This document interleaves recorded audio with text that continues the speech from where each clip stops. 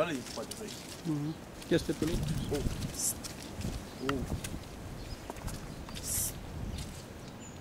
Uite-te, mă. Poți să mă dai așa? Normal ăsta a fost, vezi? Și ăsta nu mai, aici a dorit. Acum doar aici, ăsta. Doare și aici, și aici. Aici o doare, e de aici. Și aici e umflat. Vezi? Aici. Și aici o doare. Că am observat eu când o treceam cu alifia aia de mi-a dat tot mult. De aici. Și aici așa sunt umflate. Și astea s-au umflat și goale. Așa mi-a scos o trag ieri. Jos în sus.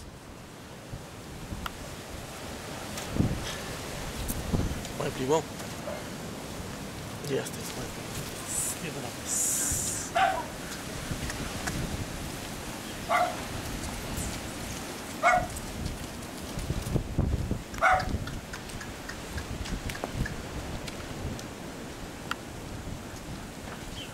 atât de înainte și-am mai dat drumul la...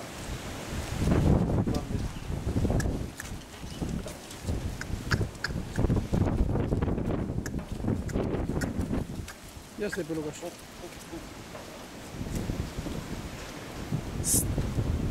De cod de aia să vadă. Stă 5-10 secunde așa pe el, să mișcă pe ăla, pe ăla, la altul.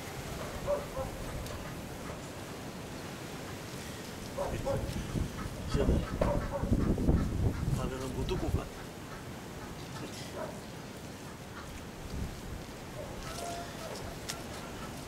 Afla până la genunchi ăsta aici.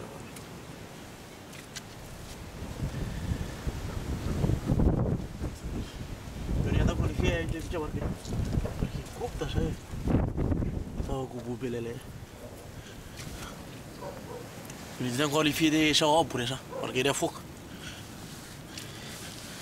Ăsta e mai umflat. Normal ăla a fost rău. Dar a fost aici decât la gleznă. Încoace n-a fost umflat. Vreau să văd că s-a umflat și încoace. Acum văd că îi mai dă de drumul la ele. Merge. Înțelegi? Ăsta e, dacă ăla să-i trimise.